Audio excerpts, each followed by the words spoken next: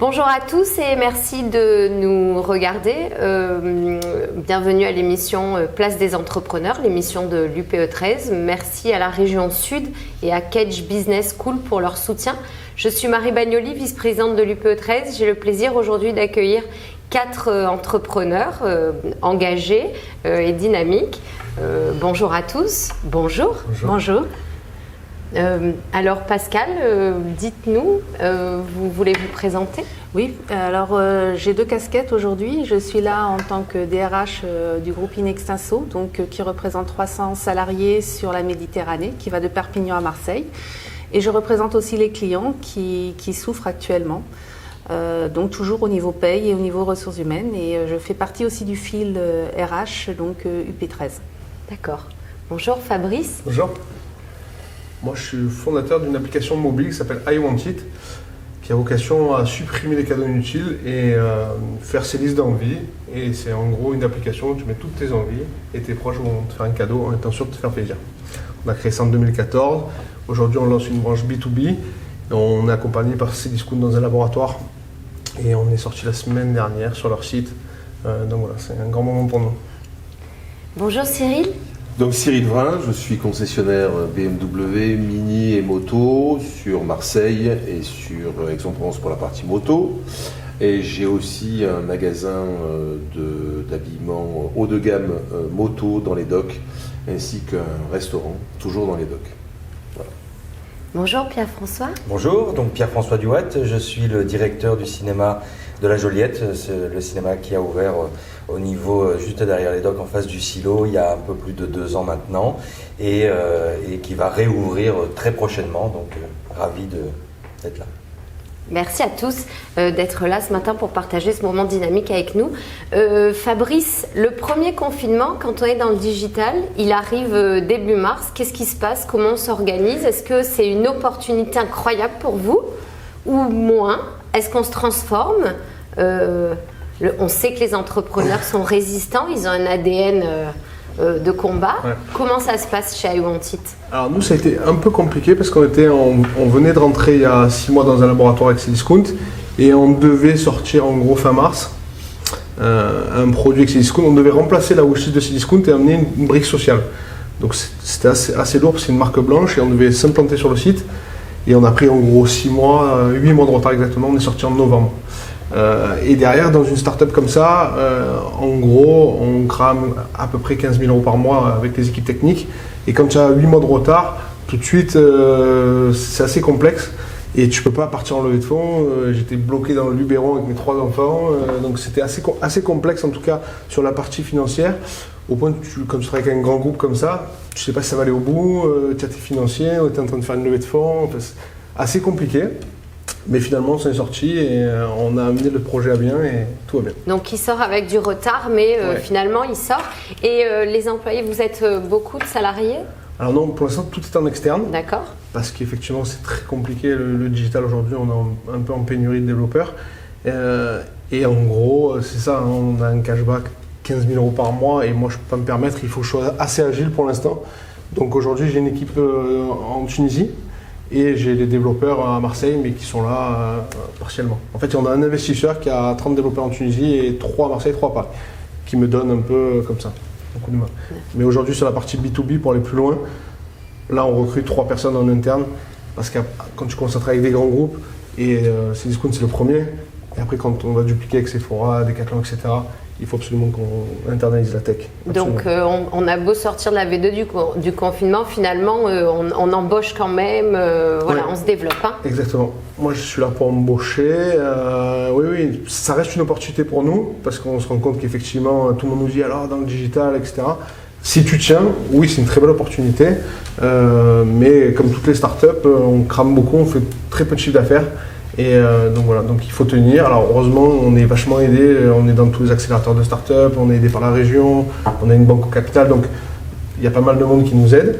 Mais aujourd'hui, oui, le plus dur, c'est de tenir, quoi. Voilà. Ouais, le plus dur, c'est d'être résistant, mais finalement, si on est opportuniste et raisonnable, il y a une carte à jouer avec cette crise sanitaire. Ouais. Je pense que le meilleur choix qu'on ait fait, ça a 5 ans la boîte quand même, c'est de ne pas prendre de tech en interne. D'accord. C'est très bizarre, hein, parce que tout le monde te dit qu'il faut les prendre en interne. Mais oui, c'est Faut cool, pas il faut aller les trop prendre en interne, mais tu peux pas l'arrêter, le Tech 1, le mec il a son CDI, Oui. c'est le mec qui gagne en gros 5-6 000 euros par mois à charger, il te faut un dev Android, un iOS, un backend minimum, ton CTO, tu n'as pas commencé, et tu Il y peux a pas des freiner en charges, fait, donc des grosses charges. tu te prends le mur assez vite. Voilà. Ouais. Vous, Cyril, dans toutes vos sociétés, il y a des magasins. Comment ça s'est passé à partir du premier confinement, la version 2 il y a eu un regain d'achat de voitures, paraît-il, Oui. à la fin du premier confinement. Vous pouvez nous en parler? Alors, on a eu très très peur, vraiment, parce que des grosses machines comme ça, on fait quand même 90 millions de chiffre d'affaires, donc des grosses machines comme ça, on se dit qu'est-ce qui va se passer? Et qu'est-ce qui s'est passé? Effectivement, et particulièrement dans le premium, ça a explosé à la suite du confinement. Et on a vraiment vendu beaucoup de voitures. Au niveau de la moto en particulier, il faut juste savoir qu'on fait plus que l'année dernière, au final. Donc c'est plutôt pas mal. Au niveau de la voiture, pour BMW, on est quasiment comme l'année dernière, Mini un peu plus difficile, mais on a eu d'autres types de problèmes qui sont des problèmes de production. C'est-à-dire que, et ça on ne le dit pas assez, mais nous on a des clients, on a plein de clients, mais malheureusement, et ça nous arrive, moi ça ne m'est jamais arrivé en 10 ans, on a un manque de prod. Et particulièrement chez Mini, où entre Brexit et Covid, c'est assez compliqué d'obtenir des voitures pour nos clients. Il y a 6 Donc, mois d'attente, non? Ça dépend des véhicules, mais sur les véhicules électriques par exemple, la Mini électrique, on l'a eu, elle est sortie, ça a été un engouement phénoménal, et à partir de la sortie du confinement, plus de voitures. Sur le Countryman hybride, qui est la voiture hybride la plus vendue en France en ce moment, pareil, à partir du mois de juillet, quasiment plus de prod, alors que c'est la voiture star. Donc sur cette partie-là, pas très compliqué. Sur la partie après-vente, alors ça c'est un autre phénomène, parce que on a un certain nombre de ponts dans les concessions, et le problème c'est que vous ne pouvez pas mettre 2 voitures sur un pont. Donc ce que vous avez perdu pendant 2 mois, là je ne le rattrape pas. Et il faut savoir que la contribution de la prévente est très importante pour asseoir les charges fixes. Donc ça j'ai du mal à le rattraper, très compliqué. Et sur la dernière activité, parce que l'activité vraiment petit commerçant, vente de vêtements, de motos, etc., et restauration qui est dans les docks, alors là, c'est autre chose. C'est-à-dire que quand on est dans une grosse structure comme Station 7, pour les ventes de véhicules, ça fonctionne correctement. Le constructeur est là pour nous aider. Et puis, bon, on a la marque qui est avec nous. Là, je vis aussi un autre truc qui est la vie du petit commerçant. Dans une structure qui sont les docks, qui sont encore vraiment en train de se chercher, on est sans doute une des boutiques qui marche le mieux. Mais en fait, les 2 mois que j'ai perdus, je les ai perdus. Le mois qui vient de s'écouler, c'est juste une catastrophe. Et là, pour le coup, on ne se sent pas hyper aidé. Et ça devient beaucoup plus compliqué. Alors j'ai vraiment la foi et on va tout faire pour passer la vague. Mais c'est plus compliqué. Oui, les voyants sont difficiles avec le petit commerce. Oui. Et le point positif, c'est quand même les motos, vous faites un plus gros chiffre que l'année dernière, ça c'est incroyable. C'est aussi lié au fait, je pense, que pendant les 2 mois, les deux mois du premier confinement, les gens ont eu le temps de se dire, mais la liberté, c'est quand même vachement important. Oui. Et le premier truc, la moto, c'est quand même un engin de liberté. Vous réaliser un rêve aussi, non? Oui, le réaliser un rêve. Donc effectivement, il y a vachement de gens qui ont passé leur permis. Oui. Donc ça, c'est vraiment le fait de se dire que on a de la liberté. Ça, c'est vraiment pour la moto. Plus surprenant sur l'auto, parce qu'on se dit quand même, mais si, le phénomène est aussi vrai. Et pour finir de répondre à votre question sur le deuxième confinement, là pour le coup, ça a été effectivement un peu plus simple. On a continué à vraiment laisser ouvert les après-ventes. On a livré des voitures. Bizarrement, la moto était ouverte, intégralement, que ce soit pour la vente, l'après-vente. C'est les bizarretés de la chose. Bon, les gens ne sont pas jetés quand même dans les concessions, mais néanmoins, c'est un confinement qui a été moins anxiogène. Et voilà. Et juste par contre, dans ce phénomène, et moi ce qui me fait un tout petit peu peur, c'est dans ce phénomène où ça a redémarré, donc du coup on a réembauché. on a des postes et des nouveaux postes qui sont créés. Donc c'est sympa, c'est très motivant. Qu'est-ce qui va se passer l'année prochaine quand les bilans vont sortir fin janvier, début février? Et là, moi j'ai une énorme clientèle de chefs d'entreprise. Là, c'est la grande question. Alors, est-ce que justement sur cette partie développement, si on se projette sur l'année 2021, on a beaucoup parlé de stop and go, est-ce qu'on est inquiet? Est-ce qu'en quelque sorte on se met de côté, on regarde pour se demander ce qui va se passer? Ou est-ce qu'au contraire on investit et on y va à fond? Nous on a des années finies parce qu'on est très liés au constructeur. Donc en fait, nos années sont vraiment posées par rapport aux objectifs du constructeur. Donc là, cette année est une année un peu bizarre. On essaye d'aller vraiment jusqu'au maximum de ce qu'on peut faire par rapport aux objectifs, parce que c'est important en termes de rémunération. Et à partir du 1er janvier, on va tourner complètement la page. Et là, pour être clair, on ne sait pas du tout pour l'instant comment le constructeur a choisi de nous cuisiner. On ne sait pas du tout. Donc c'est embêtant, parce que là, on doit créer nos budgets. Et généralement, nos budgets sont assez simples à faire. Hein. D'une année sur l'autre, c'est assez... il y a une augmentation parce qu'ils veulent toujours que ça monte. Mais qu'est-ce qui va se passer en 2021? J'en sais rien. Je ne sais pas comment faire mes budgets. Et effectivement, et quand on voit les usines qui redémarrent gentiment, sans faire de plus, sauf la moto, où ils ont réouvert à fond, mais ils n'ont qu'une seule usine à Berlin. Voilà, honnêtement, on ne sait pas trop. On ne sait pas trop. D'accord. Et vous, Pierre-François, alors vous, cinéma, hein, on en a beaucoup parlé, la culture, ça a été un sujet, une polémique terrible. Pourquoi est-ce qu'on ouvre les rayons de telle chose et pas telle chose? Le cinéma, ça n'a pas coupé, hein, c'est fermé depuis début mars. Il y a des problèmes d'approvisionnement de films. Alors aujourd'hui, j'ai envie de dire, effectivement, on a connu donc fermeture en mars. On a connu une petite réouverture entre le mois de juin et le mois d'octobre, et on s'est rendu compte que la problématique qu'on avait, c'était pas l'envie des gens d'aller au cinéma ou pas, c'était la problématique des films. C'est-à-dire que tous les films se sont décalés.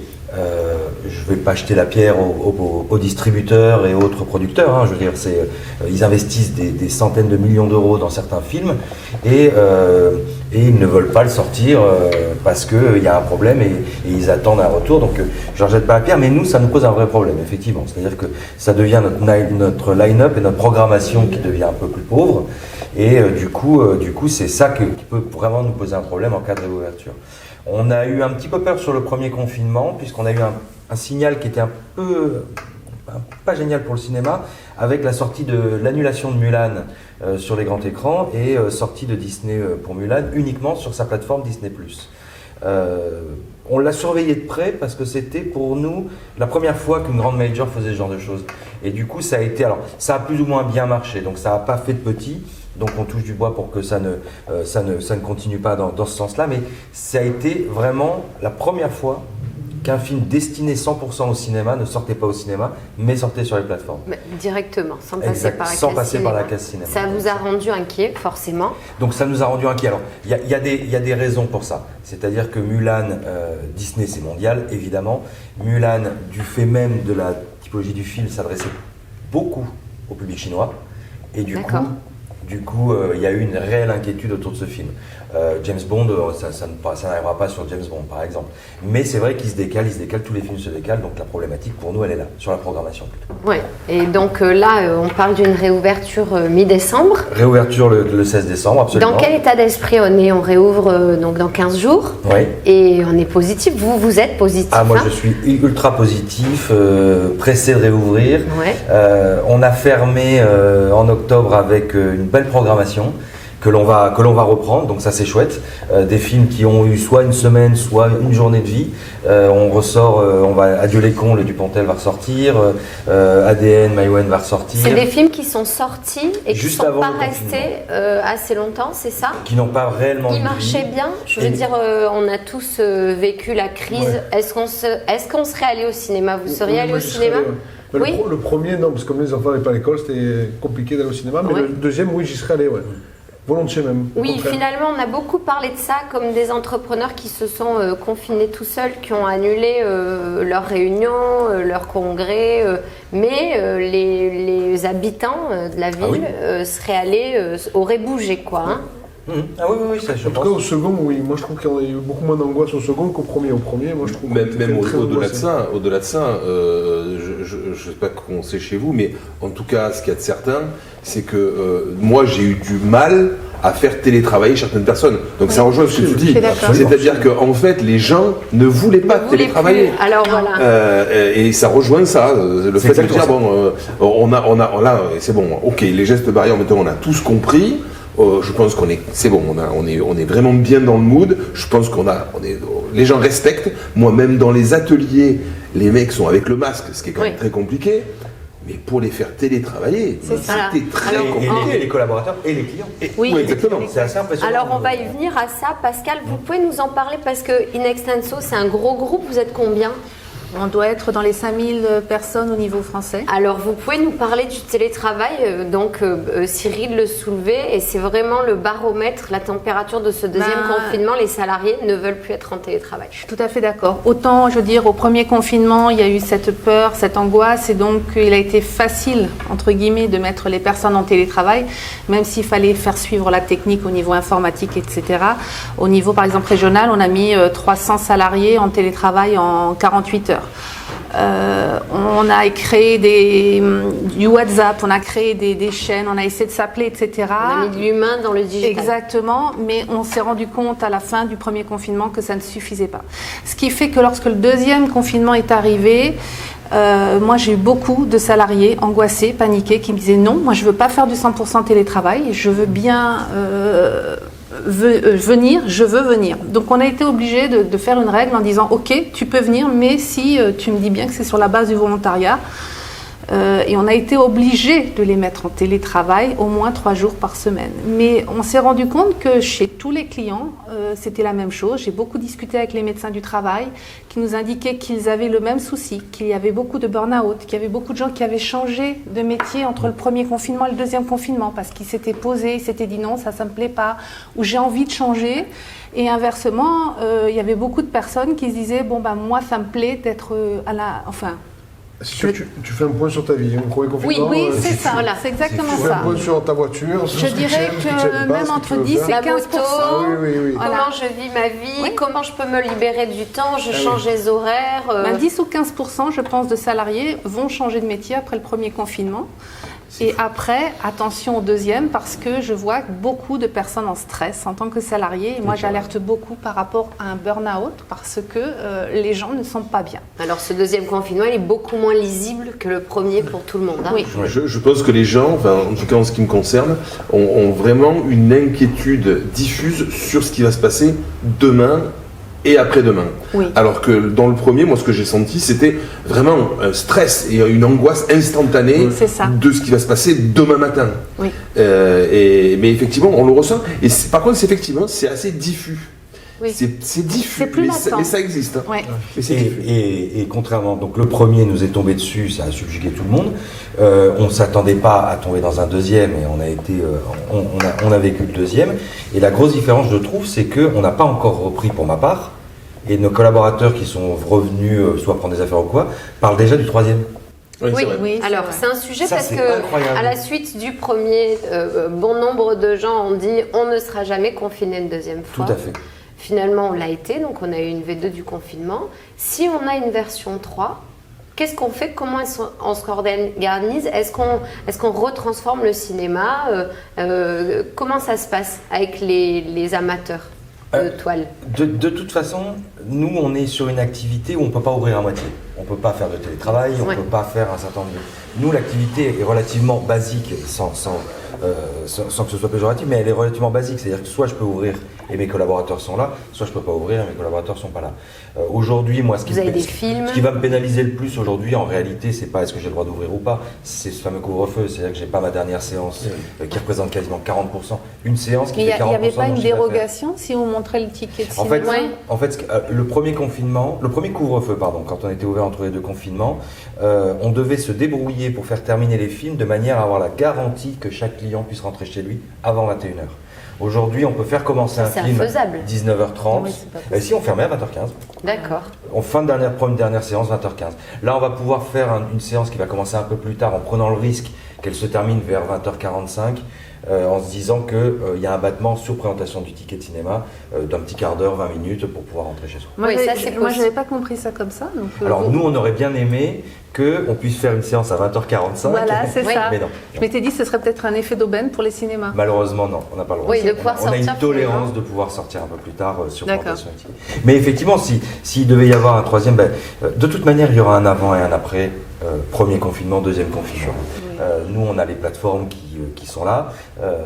Les plateformes, c'est pas nos ennemis, mais il va falloir qu'on travaille avec maintenant. Ouais. Il n'y a plus le choix. hein. Mais est-ce que tu ne crois pas que c'est un peu comme le télétravail, justement, où on avait, lors du premier confinement, c'est le monde d'après, etc., auquel je ne crois pas vraiment, moi. Je pense qu'il y a effectivement des adaptations, et c'est très bien comme ça. hein. Oui. On remet sa vision à plat, mais il n'y a pas de monde d'après, on est dans un monde, etc. Est-ce que, justement, cette histoire de plateforme, c'est quand même bien différent, même que si tu as un magnifique écran chez toi, Oui. t'es pas aussi loche, quoi. Moi, je suis d'accord. Et donc, du coup, c'est un peu comme le télétravail, ça. C'est-à-dire qu'en fait, Les il gens arrive un reviennent. moment, oui, effectivement, aller regarder des séries sur Netflix, ok, mais aller regarder. Oui, moi j'adore, voilà. je suis cinéphile, je vous avoue que le cinéma, je l'attends. Eh oui. Et je me dis que je vais vraiment le goûter et l'apprécier Mais à voilà. sa Alors, juste valeur. quand je parle des plateformes, c'est pas tant sur. Moi, je trouve on cherche toujours à mettre en opposition les plateformes et les cinémas, et je suis pas sûr que ce soit judicieux parce que Bien sûr. je suis tout à fait d'accord. On regarde pas chez soi comme on regarde au cinéma. Quand je dis ça, c'est plus que les plateformes, c'est les Netflix, c'est les Amazon Prime, Amazon Vidéo qui ont pris une place folle, qui vont devenir producteurs de films et donc qui vont diffuser des films dans nos cinémas. Et je pense que le cinéma pourrait se poser la question de se dire est-ce que ça vaut pas le coup de diffuser le premier épisode de la dernière saison de Game of Thrones dans les cinémas, par exemple, de manière événementielle. Inversement. Donc pourquoi pas faire venir les séries dans les cinémas? J'avoue que ça me plairait bien. Ah oui, oui. Je C'est pense une que ça pourrait- opportunité. Alors moi en tout cas, je trouve, c'est très personnel comme avis, mais je pense que On de peut toute se manière- servir du digital pour relancer le cinéma. En tout cas, on peut se servir de la puissance qu'ont pris les plateformes pour relancer une certaine forme de cinéma et modifier un tout petit peu le modèle. Enfin, faire venir les séries dans les cinémas, je pense que ça serait une bonne idée. Oui. Bien sûr. Et même Mais- les anciens films, les bons films, ou même les. Oui, Il y a Moi, je des vais- Casablanca au cinéma. Oui, et puis même il y a des c'est nuits mieux qu'à la Star télé. Wars où il y a des donc Bien sûr. vous le faites déjà quelque part. Exactement. Et moi, je reverrais bien la finale de la Coupe du Monde 98 au cinéma. Non, mais c'est vrai, il y a plein d'événements comme ça où je pense qu'on peut Alors, le en revoir plus, au cinéma, voilà. ou Titanic, le revoir au cinéma. Ça, c'est le propre des entrepreneurs, des idées, de la créativité. Finalement, est-ce que cette crise sanitaire a permis à tout le monde de se recentrer sur devenir meilleur, être imaginatif, créatif? Vous, c'est ce qui s'est passé? Mais je pense qu'à partir du moment où tu es entrepreneur, tu es obligé de l'être un peu. Sinon, si tu pivotes pas, c'est qu'il y a un souci. Non, on est obligé. Mais je pense que le cinéma, parce que effectivement, moi je suis comme toi, je peux aller voir un vieux film, j'aimerais aller voir du foot, j'aimerais aller voir une série, et je pense qu'aujourd'hui, le cinéma, c'est pas le film, c'est l'odeur des pop-corn, c'est le Ambiance. fait d'être bien assis, Ouais, c'est c'est ça. le bruit, le son, aujourd'hui l'eau, la vibration. Aujourd'hui, c'est sûr que la vieille salle de cinéma où il n'y a pas tout ça, bon, elle a l'odeur du vieux cinéma, mais je pense qu'ils ont fait énormément de progrès. Et aujourd'hui, quand tu vas au cinéma, que tu prends des gerbes, de l'eau, des odeurs et tout, C'est ça. ça n'a rien à voir. C'est pas chez toi à la maison. Alors un match de foot en 4DX, je suis pas sûr que ce soit tout repos. Non, mais On va il y peut-être a le plein de tester. choses à faire. Par contre, on, Oui, parle, mais je suis d'accord on là-dessus. parle de l'activité, on parle des entrepreneurs, mais je pense même l'humain en tant que Oui. tel a changé et verra pas sa vie pareil. Moi, je vois qu'il y a beaucoup de personnes qui me disent maintenant, je me suis rendu compte que il y avait des choses autour de chez moi, aussi bien le cinéma que la vie, que la moto, Les voisins. les voisins aussi. Mais je veux dire, ils vivent différemment, donc ils vont C'est- peut-être plus. Voilà, je pense qu'on va vivre différemment. Alors le télétravail ne sera pas aussi bien le summum que l'on pensait l'être au départ. Mais par contre, ils y ont goûté. Donc je pense qu'il y aura peut-être certaines personnes par rapport à des activités, puisque toutes les activités ne peuvent pas y adhérer, mais certaines personnes resteront peut-être en télétravail, mais qu'une journée par semaine. Mais je ne pense pas qu'il y aura plus. Et est-ce qu'on adaptera nos horaires? Vous, par exemple, qui vous adressez à une clientèle avec des magasins, hein, moi-même je suis commerçante, est-ce qu'on adapte ces horaires? Avant, ça ouvrait de 10h à 18h, de 10h à 19h. Est-ce que maintenant on ouvre à 8h, on ferme à 18h? Alors, sur la partie entretien de moto et de voiture, on l'a clairement adapté. C'est-à-dire que là, pour le coup, on ouvre plus tôt, on reste ouvert entre midi et 2, et on ouvre relativement tard, 1 heure de plus. Donc ça, on l'a fait. Pour ce qui est de mon commerce, en tout cas, c'est un peu plus compliqué parce que je pense que les gens, par contre, pour le coup, ont des habitudes, alors des clients j'entends, et ils sont calés sur j'y vais entre midi et 2, ou j'y vais le samedi, ou j'y vais le dimanche parce que je sais que, etc. Après, donc, et là on peut adapter, donc en fonction, mais il faut vraiment bien connaître et aller creuser le client pour savoir qu'est-ce qu'il attend. Parce que si c'est pour élargir des horaires ou pour avoir personne, voilà. Donc oui, mais en percevant vraiment ce que le client souhaite pour être vraiment efficient. Donc tout va dépendre de l'activité. Oui, c'est ça, exactement. Nous, on remet la séance du matin qu'on avait supprimée, on remet la séance du matin sur les périodes de vacances scolaires. Ah ouais? Oui, les enfants, ils viennent le matin. Et puis surtout, vu qu'il n'y a plus la dernière séance, on essaie de rattraper. Alors on ne rattrape pas une dernière séance, mais on essaie. Alors, pour 2021, c'est dans un mois, qu'est-ce qu'on fait? Alors, on commence par le cinéma. Si il n'y a pas de reconfinement, s'il n'y a pas de... si le couvre-feu s'arrête, nous, on va vivre un line-up, une programmation 2021 qui va battre tous les records. D'accord. Tous les films se sont décalés en 2021. S'il n'y a pas de petit blocage, on a James Bond, on a Black Widow, on a tous les gros blockbusters de 2020 on est aussi qui vont là se toutes les cumuler semaines, avec en le 2021. 2021. Je vais avoir des semaines où je vais avoir que des super sorties toutes les semaines. Donc on peut penser que ça va faire une très très belle année. Maintenant, il faut qu'on puisse ouvrir aux horaires qu'on veut, il faut qu'on puisse ouvrir toute la journée. Mais en tout cas, en termes de programmation, ce qui est sûr et certain, c'est qu'on aura vraiment une année exceptionnelle. Je pense pas que les gens ont perdu l'habitude d'aller au cinéma, ça j'y crois pas. C'est là où je te rejoins sur la partie exploitation.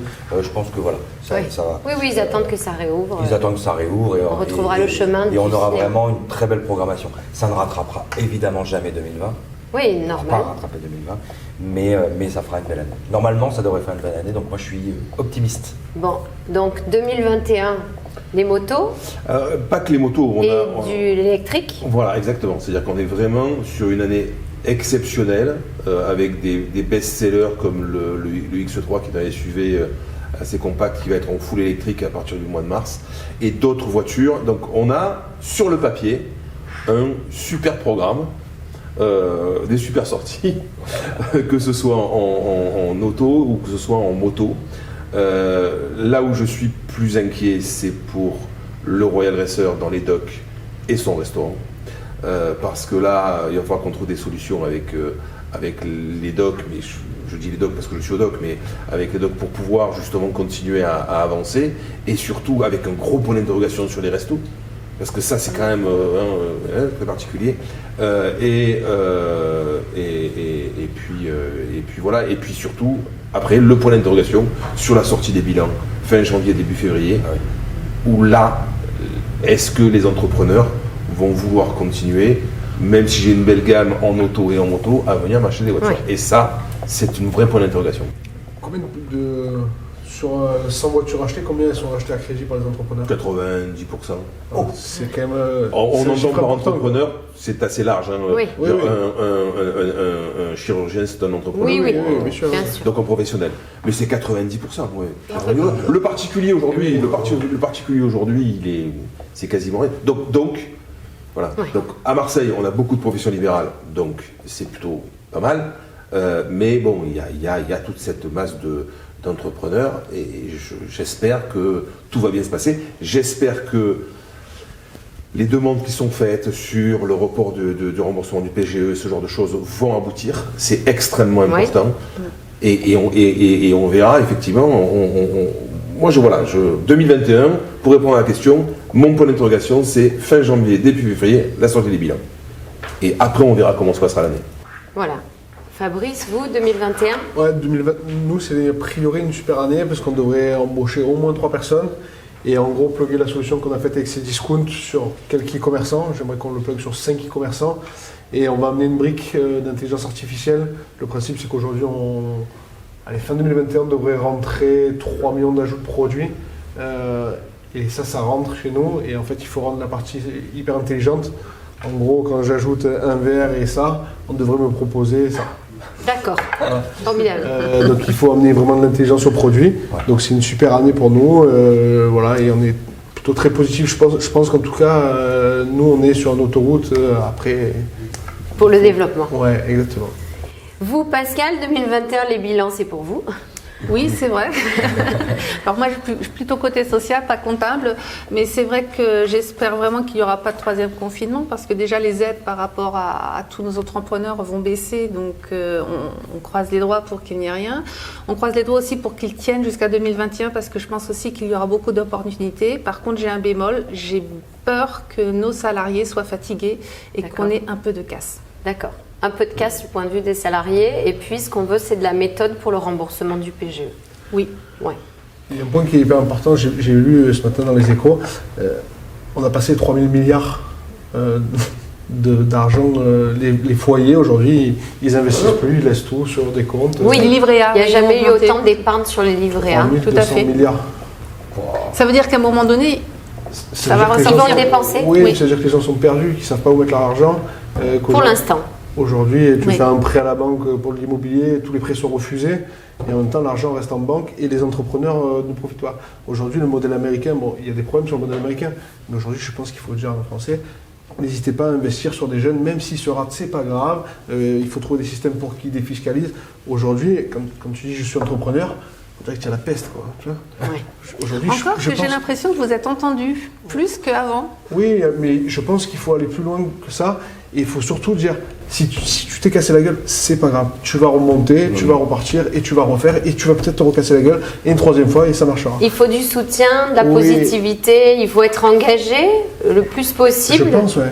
Je pense qu'il faut dire à nos étudiants, tu peux créer. Et si aujourd'hui, si tu es en France et tu es mauvais, tu déposes une société, tu as l'impression que tu peux plus jamais remonter un truc. Hein. Oui. Donc et ça, c'est pas bon. Je pense pas que ce soit la bonne Non, il faut solution, de la quoi. bienveillance. Il faut de la bienveillance. Il faut de la et- bienveillance. Ouais, ça c'est obligatoire à mon avis. Donc pour 2021, de la bienveillance, des achats, de la consommation, du développement. Du plaisir. Voilà. Eh bien écoutez, merci beaucoup. Merci. C'était un Merci échange à vous. dynamique et enrichissant, inspirant même pour ce développement de l'année 2021. Surtout, on va finir là-dessus. Merci de nous avoir écoutés. N'oubliez pas de faire vos cadeaux de Noël chez vos commerçants de proximité et d'utiliser I Want It. Merci à tous. Mais on peut mettre les cadeaux de n'importe quel magasin. Hein. Quand on a créé cette application, le but c'était pas de faire les grands magasins. C'était justement tu passes dans n'importe quelle boutique, tu ajoutes le produit en photo et la grand-mère va venir le chercher dans la rue Grignan ou n'importe où. C'est ça qu'il faut à nos commerçants. Le principe Oui, c'était c'est de faire les exactement cadeaux, ça. mais les bons cadeaux, de pas de gaspiller. Voilà, c'était l'objectif de base. Merci beaucoup. Merci. Merci Merci à vous.